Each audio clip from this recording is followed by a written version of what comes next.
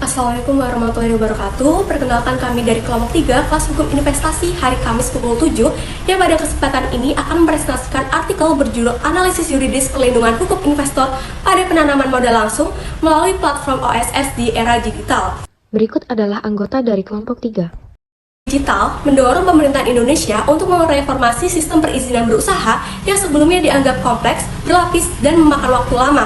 Kemudahan serta kepastian dalam proses perizinan menjadi faktor penting bagi investor dalam menentukan keputusan investasi, selain insentif fiskal. Oleh karena itu, pemerintah mengembangkan sistem online single submission atau OSS sebagai platform digital terintegrasi yang menyatukan berbagai proses perizinan dari berbagai instansi ke dalam satu sistem guna meningkatkan efisiensi, transparansi, dan kepastian pelayanan.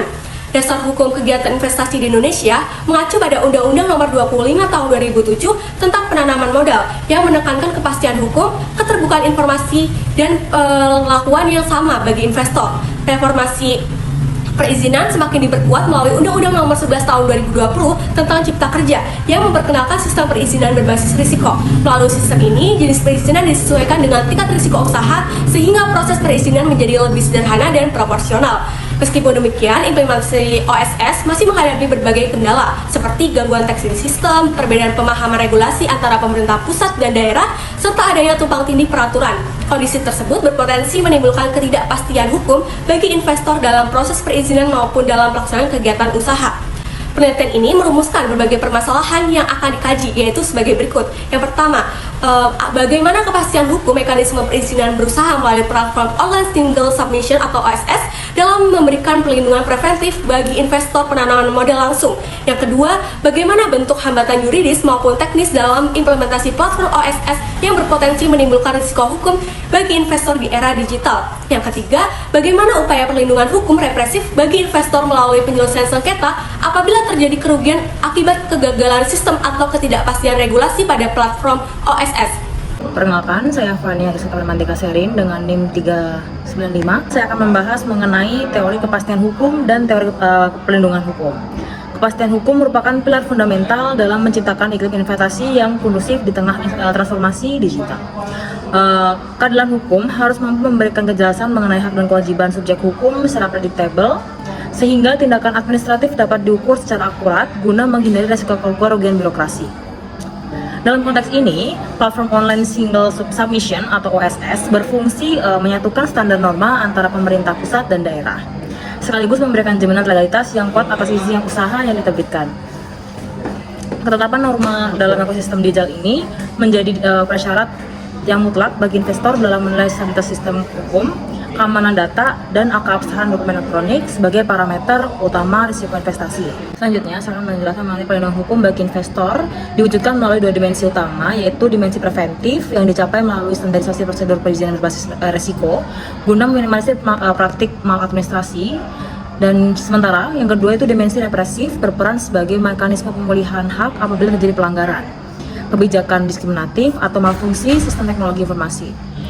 Dan penyelenggaraan pelayanan publik elektronik harus tetap berpijak pada asas-asas pemerintahan yang baik untuk mewujudkan good governance.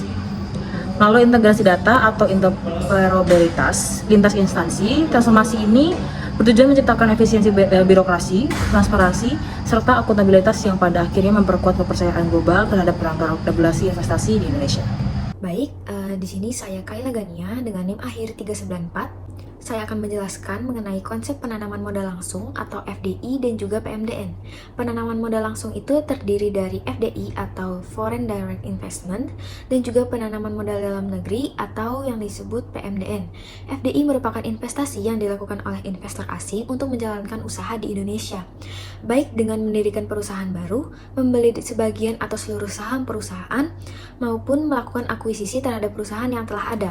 Sementara PMDN merupakan kegiatan investasi yang dilakukan oleh investor domestik, baik oleh warga negara Indonesia, badan usaha dalam negeri, maupun pemerintah dengan menggunakan sumber modal dari dalam negeri. Kedua bentuk investasi tersebut diatur dalam Undang-Undang Nomor 25 Tahun 2007 tentang penanaman modal dan memiliki peran penting dalam mendorong pertumbuhan ekonomi serta pembangunan ekonomi. Dalam sistem hukum investasi di Indonesia, investor memiliki sejumlah hak yang dijamin oleh undang-undang, antara lain memiliki kepastian hukum dan perlindungan dalam menjalankan usaha, mendapatkan kemudahan pelayanan perizinan, melakukan transfer dan repatriasi keuntungan sesuai dengan ketentuan hukum, serta memperoleh perlakuan yang sama dalam kegiatan usaha. Di sisi lain, investor juga memiliki kewajiban seperti menjalankan usaha sesuai dengan peraturan perundang-undangan, lalu menghormati budaya dan lingkungan masyarakat setempat, lalu melaksanakan tanggung jawab sosial perusahaan, serta menyampaikan laporan kegiatan penanaman modal kepada pemerintah secara berkala. Nah, dalam praktik investasi juga dikenal dengan prinsip non-diskriminasi dan juga fair and equitable treatment, yang menegaskan bahwa pemerintah harus memberikan perlakuan yang adil, transparan, dan tidak membedakan investor berdasarkan asal negaranya. Selanjutnya, mengenai sistem perizinan berusaha berbasis resiko.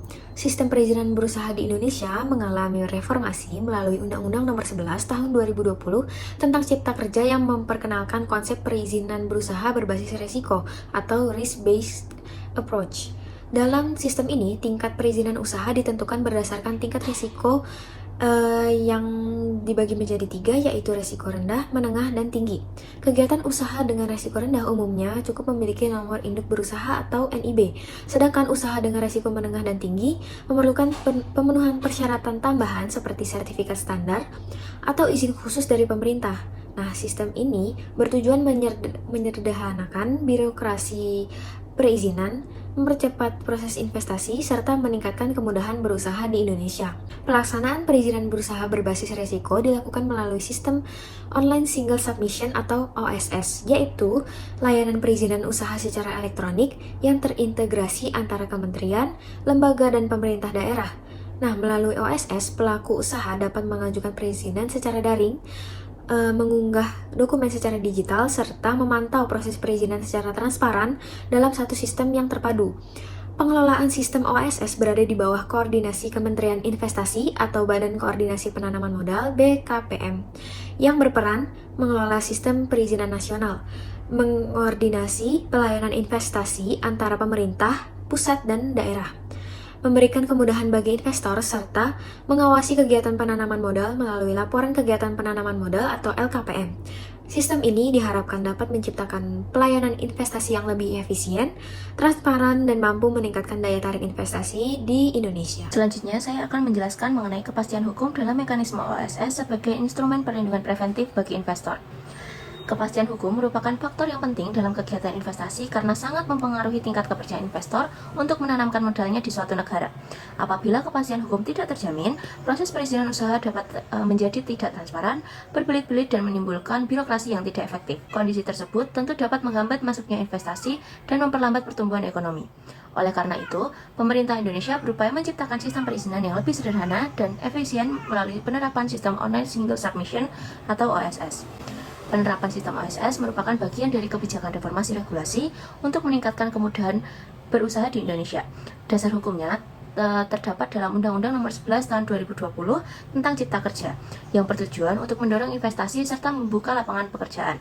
Selain itu, pelaksanaan sistem OSS diatur lebih lanjut dalam Peraturan Pemerintah Nomor 5 Tahun 2021 tentang perizinan berusaha berbasis resiko, yang menetapkan bahwa proses perizinan berusaha dilakukan secara elektronik melalui sistem yang terintegrasi. Sistem OSS bertujuan memberikan kemudahan bagi pelaku usaha, khususnya investor, dalam memperoleh legalitas usaha secara cepat, transparan, dan efisien. Sebelum adanya OSS, proses perizinan usaha melibatkan banyak instansi pemerintah dengan prosedur yang berbeda-beda, sehingga sering menimbulkan ketidakpastian hukum. Melalui OSS ini, proses perizinan dapat dilakukan dalam satu sistem elektronik yang terintegrasi, sehingga prosedurnya menjadi lebih sederhana dan mudah diakses. Dari perspektif kepastian hukum, OSS dapat dipandang sebagai bentuk perlindungan preventif bagi investor. Sistem ini menyediakan prosedur perizinan yang jelas dan terstandarisasi sehingga para pelaku usaha dapat mengetahui secara pasti persyaratan yang harus dipenuhi sebelum menjalankan kegiatan usahanya. Hal ini penting untuk mencegah perbedaan perlakuan antara investor dan meningkatkan transparansi dalam proses perizinan. Salah satu keunggulan sistem OSS adalah meningkatnya transparansi dalam proses perizinan usaha. Seluruh proses pengajuan izin dilakukan secara elektronik, sehingga pelaku usaha dapat memantau perkembangan permohonan secara langsung melalui sistem. Transparansi ini juga membantu mencegah penyalahgunaan kewenangan, serta mendukung penerapan prinsip akuntabilitas dalam pelayanan publik. Sistem OSS juga menerapkan pendekatan perizinan berusaha berbasis resiko. Dalam pendekatan ini, kegiatan usaha diklasifikasikan berdasarkan tingkat resiko terhadap kesehatan, keselamatan, lingkungan, dan pemanfaatan sumber daya. Usaha dengan resiko rendah memiliki prosedur perizinan yang lebih sederhana, sedangkan usaha dengan resiko yang lebih tinggi memerlukan persyaratan tambahan. Pendekatan ini memberikan kejelasan bagi investor mengenai kewajiban yang harus dipenuhi. Selain mempermudah proses perizinan, OSS juga mengintegrasikan sistem perizinan antara pemerintah pusat dan pemerintah daerah. Integrasi ini bertujuan untuk menghindari tumpang tindih regulasi serta memastikan bahwa izin yang diterbitkan diakui oleh seluruh instansi terkait. Dengan demikian, proses investasi dapat berjalan lebih efektif dan efisien. Meskipun memberikan banyak manfaat, implementasi OSS masih menghadapi beberapa tantangan. Tantangan tersebut antara lain kesiapan infrastruktur teknologi informasi, koordinasi antara lembaga pemerintah, serta sinkronisasi regulasi antara pemerintah pusat dan daerah.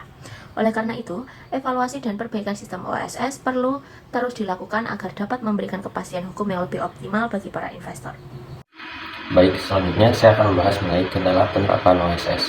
Pada dasarnya, sistem online single submission atau OSS diterapkan untuk menyederhanakan proses perizinan dan meningkatkan kemudahan berusaha melalui sistem digital yang terintegrasi. Namun, dalam praktiknya, implementasi OSS di berbagai daerah masih menghadapi sejumlah kendala, baik itu kendala teknis maupun kendala yuridis, terutama karena ketimpangan infrastruktur dan kesiapan kelembagaan pemerintah. Dalam kendala yuridis ditemukan sejumlah kendala, seperti disharmonisasi regulasi antara kebijakan pusat dan implementasi di tingkat daerah. Selanjutnya ada tumpang tindih kewenangan antara instansi dalam proses perizinan dan pengawasan usaha. Selanjutnya ada kurangnya kepastian hukum terkait prosedur pengawasan dan pemenuhan komitmen perizinan berbasis resiko. Dan yang terakhir adalah proses penyesuaian regulasi daerah terhadap kebijakan OSS yang masih berlangsung sehingga menimbulkan hambatan dalam implementasinya. Selanjutnya dalam kendala teknis ditemukan juga berbagai kendala seperti ketidakmerataan infrastruktur internet di berbagai daerah menyebabkan akses terhadap sistem OSS sering mengalami gangguan. Selanjutnya ada keterbatasan sarana dan prasarana teknologi yang mendukung operasional pelayanan perizinan. Selanjutnya ada kurangnya pemahaman pelaku usaha mengenai mekanisme perizinan berbasis resiko dalam OSS. Dan yang terakhir adalah kapasitas sumber daya manusia aparatur yang masih terbatas dalam mengoperasikan sistem dan melakukan pengawasan. Baik, saya Alinga C. Saumi akan melanjutkan materi selanjutnya, yaitu mengenai perlindungan hukum dan penyelesaian sengketanya. Berdasarkan penyelesaian internal, investor wajib menempuh jalur administratif terlebih dahulu dengan mengajukan pengaduan resmi melalui fitur yang tersedia di dalam sistem OSS itu sendiri. Ini adalah upaya awal yang terstruktur untuk menyelesaikan masalah seperti kesalahan verifikasi sebelum berlanjut ke ranah hukum formal. Kemudian, apabila hal tersebut tidak menyelesaikan masalahnya, maka akan memasuki penyelesaian sengketa secara eksternal, yaitu melalui PT UN. Jika upaya administratifnya gagal, investor dapat menggugat ke Pengadilan Tata Usaha Negara atau PT UN mengenai kegagalan sistem seperti error atau kelambanan, serta keputusan otomatis yang keliru dapat dikualifikasikan sebagai perbuatan melanggar hukum oleh pemerintah, baik tindakan commission maupun omission, yang menjadi objek sengketa dalam PT UN. Kemudian terkait pertanggungjawaban negaranya, negara tidak bisa lepas tangan akibat kerugian sistem yang dikelolanya. Sebagai pemilik dan pengelola platform OSS, negara bertindak sebagai penjamin terakhir atau the grantor of last resort yang bertanggung jawab memastikan sistem beroperasi adil dan akurat. Hal tersebut berdasarkan asas-asas utama, yaitu yang pertama adalah asas legalitas, di mana pemerintah wajib memenuhi standar pelayanan yang sudah ditetapkan dalam regulasi. Kemudian yang kedua yaitu adalah asas perlindungan kepercayaan, di mana negara telah menciptakan ekspektasi wajar di mata investor akan kemudahan dan keamanan sistem. Sehingga ketika sistem gagal dan merugikan, negara telah mematahkan kepercayaan publik dan merugikan, serta negara juga telah mematahkan kepercayaan yang telah dibangunnya sendiri, sehingga negara wajib memberikan perlindungan hukum. Berdasarkan presentasi kami, kesimpulannya adalah yaitu sistem hukum Indonesia menyediakan perlindungan berjenjang bagi investor platform OSS, mulai dari pengaduan administratif dalam sistem, gugatan PT UN karena kegagalan sistem dapat dianggap sebuah perbuatan melanggar hukum oleh pemerintah, hingga arbitrase dan mediasi.